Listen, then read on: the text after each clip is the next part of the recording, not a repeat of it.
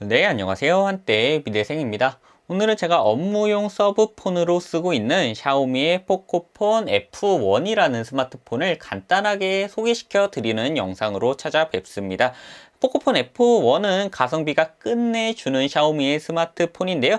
여기 안에 스냅드래곤 845라는 게 들어가 있습니다. 이 스냅드래곤 845는 갤럭시 노트 9이나 갤럭시 S9에 들어가는 좀 최신형 칩셋인데요. 이렇게 고성능 칩셋이 들어가 있음에도 한 30만원 내외의 저렴한 가격으로 국내에서 구입하실 수 있는 가성비가 끝내주는 스마트폰이라고 할 수 있습니다. 여기 보시면 전면에 듀얼 렌즈가 이렇게 탑재되어 있고요. 여기 지문 인식 센서가 들어가 있습니다. 여기 플래시가 여기 나란히 자리를 잡고 있고요.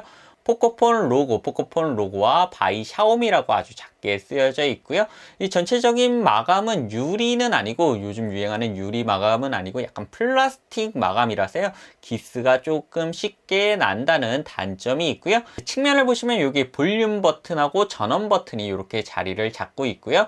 위에는 3.5파 이어폰 잭이 이쪽에 들어가 있습니다. 근데 또다시 측면에는 아무것도 없이 유심을 끼울 수 있는 트레이가 자리를 잡고 있고요. 하단에는 USB-C 타입으로 충전하는 충전 단자와 스피커가 양쪽에 두 개 이렇게 자리를 잡고 있습니다. 제일 중요한 전면을 이렇게 딱 켜서 보시면 디스플레이가 이렇게 자리를 잡고 있고요.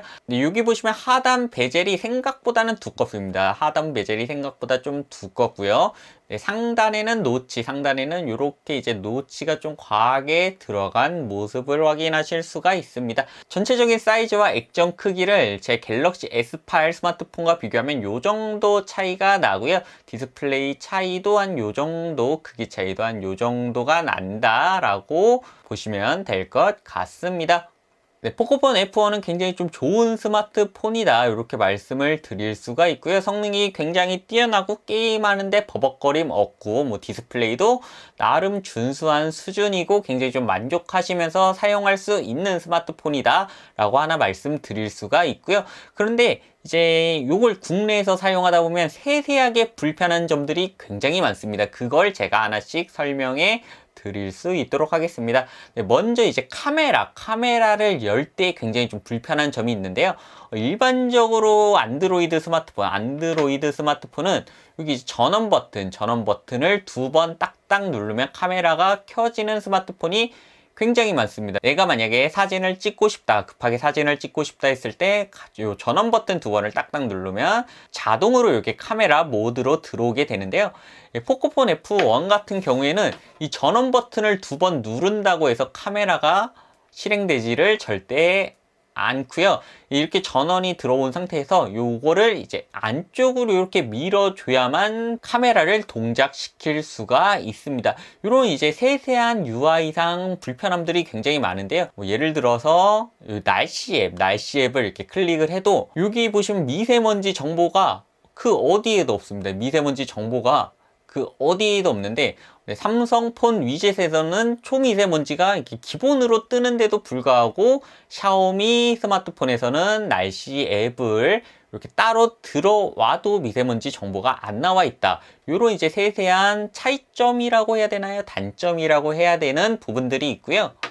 네, 그 다음에 이건 왜 그런지 모르겠는데, 이 안쪽을 보시면 이 휴대전화에 불필요한 파일이 너무 많음 이렇게 뜨잖아요. 이걸 이제 정리를 눌러서 캐시를 청소해도, 네, 이렇게 하면 클리너 스캔 완료라고 뜨죠. 스캔 완료라고 떴는데 보시면 여기 또 불필요한 파일이 너무 많음. 이거는 그냥 항상 켜져 있습니다.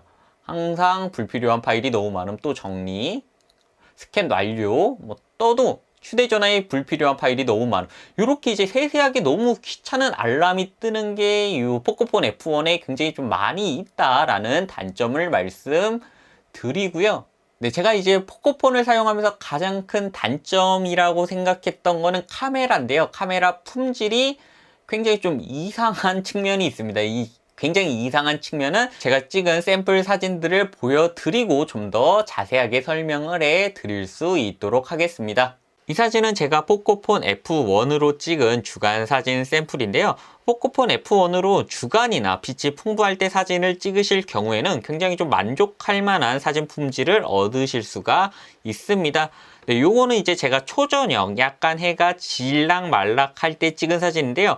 요때 분위기도 굉장히 좀 사진이 이쁘고 밝고 선명하게 나오는 모습을 확인하실 수가 있죠. 네, 문제가 되는 거는 포코폰 F1이 약간 화이트 밸런스가 굉장히 좀 이상한 폰이다라는 점인데요. 네, 좌측에는 제가 갤럭시 S8, 제가 주로 사용하는 갤럭시 S8로 찍은 사진이고요. 우측에는 포코폰 F1, 제가 서브폰으로 사용하고 있는 포코폰 F1으로 찍은 사진인데요. 자세히 보시면 이게 이제 하얀색 배경에 찍은 부분인데 이쪽은 그래도 하얀색 분위기가 나죠. 그런데 이제 포코폰 F1으로 찍은 사진들은 이쪽을 보시면 약간 푸른기가 돕니다. 약간 푸른색으로 화이트 밸런스가 좀 이상한 모습을 확인하실 수가 있는데요. 이건 전체적으로 이 뒤쪽을 보셔도 약간 푸른기가 돌죠. 이 갤럭시 S8로 찍은 사진은 회색으로 뜨는데요. 이런 문제가 이제 곳곳에서 나타나는 문제점이 발생하게 되는데요. 네, 다음 사진을 보시면 제가 갤럭시 S8로 찍은 아주 해가 지고 깜깜할 때의 사진과 포코폰 F1으로 찍은 사진을 비교한 샘플 이미지인데요. 갤럭시 S8의 이 부분과 포코폰 F1의 이 부분을 좀 자세히 보시면요. 네, 갤럭시 S8로 찍은 사진 같은 경우에는 이 빛에서 요 이제 주변부 어두운 부분으로 가는 게 이렇게 가는 게 굉장히 좀 자연스럽게 가는 모습을 확인하실 수가 있는데요. 포코폰 F1으로 찍은 사진 같은 경우에는 요 중앙 부분과 이 끝 부분에 명암 차이가 굉장히 좀 크게 난다는 특징이 있고요. 그리고 요 빛에서 외부로 가는 요 부분이 굉장히 이렇게 좀 층이 집니다. 층이. 이게 왜 그런지 모르겠는데 아마 HDR 시스템이 삼성폰보다는 굉장히 좀 안 좋아서 이런 현상이 발생된 게 아닌가라는 추측이 들고요. 전체적으로 화이트 밸런스가 어그러지는 현상들이 굉장히 많이 나타나고요. 저조도 환경에서 층이 뜨는 현상이 굉장히 많이 발생되게 됩니다. 제 개인적인 의견으로는 갤럭시 S8보다 포코폰 F1이 이런 이제 특성 때문에 사진 찍기가 별로다라는 결론에 좀 도달할 수 있었고요. 요거 같은 경우에도 이제 저조도, 야간 저조도 사진인데 요쪽 이 건물 보시면 네, 포코폰 F1과 갤럭시 S8의 이 사진 품질이 얼마나 많이 차이가 나는가를 확인하실 수가 있습니다. 마찬가지로 요쪽도 차이가 굉장히 좀 많이 나는 모습을 확인하실 수가 있죠. 대신에 이런 부분들은 굉장히 좀 포코폰 F1이 좀 더 선명하고 이뻐 보이는 특징도 있는데요. 그것보다는 이 전체적인 사진 품질을 봤을 때 2년 전에 나온 갤럭시 S8보다도 포코폰 F1이 떨어진다. 이렇게 이제 말씀을 드릴 수가 있습니다. 네, 마지막 샘플 이미지를 보시면 포코폰 F1의 카메라의 한계가 좀 명확히 드러나는데요. 갤럭시 S8을 보시면 이쪽의 색깔이 약간 허옇게 뜨죠. 허옇게 뜨고 포코폰 F1은 굉장히 좀 진하게 이렇게 인위적으로 보정된 모습을 확인하실 수가 있는데요.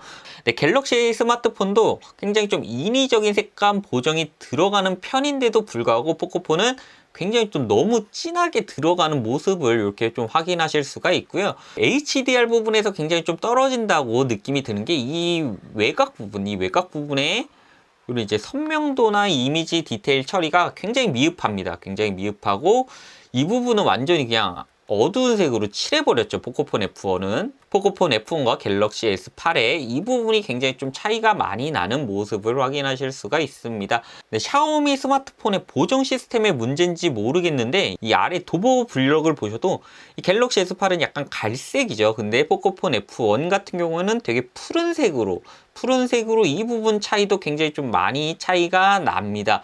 이런 거 보시면은 포코폰 F1으로 사진을 찍기는 굉장히 좀 저조도에선 힘들다라고 보시면 될 것 같고요. 주간에 사진 촬영을 할 때는 모든 스마트폰이 요즘에 다 잘 나오기 때문에 저조도 환경에서 포코폰 F1은 굉장히 좀 다른 스마트폰 대비에 안 좋은 점들이 많다, 그런 특징이 있다는 것을 알고 계셨으면 좋을 것 같습니다. 네, 이런 카메라의 굉장히 안 좋은 모습과 세세한 UI적 불편함, 그리고 이제 포코폰 F1으로 금융거래를 하신다면 굉장히 좀 짜증나실 수도 있는 게 은행마다 인증서를 굉장히 여러 번 설치해야 된다는 약간 불편함이 있고요. 삼성폰 같은 경우에는 삼성 패스라는 앱이 모든 금융기관에서 거의 통용되다시피 하는데 포코폰 F1 같은 경우에는 그런 게 탑재되지 않았다라는 단점이 있습니다.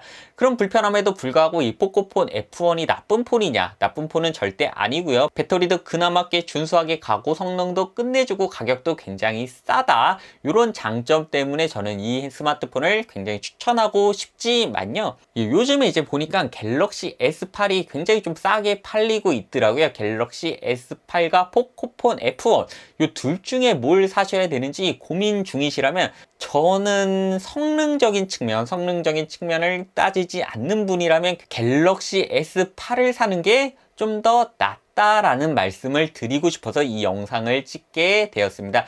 이 갤럭시 S8 같은 경우에는 성능이 약간 떨어집니다. 요즘 유행하는 고사양 게임, 특히 배틀그라운드 같은 거 좀 많이 하다 보면 버벅대거나 그런 점이 분명히 있긴 한데요. 그럼에도 불구하고 금융거래에서의 편리함과 이런 세세한 UI적 특징, 특히 이제 카메라를 찍을 때 포코폰 F1보다는 이 갤럭시 S8이 훨씬 더 좋았다라는 제 개인적인 의견 때문에 저는 이 갤럭시 S8을 좀 강력하게 추천을 드리고 싶습니다. 물론 이 두 개가 같은 가격에 구매를 하실 수 있다, 이런 전제가 있고요. 포코폰 F1이 좀 더 싸다, 그러면 저는 포코폰 F1을 구매하라고 말씀을 드릴 수가 있겠네요.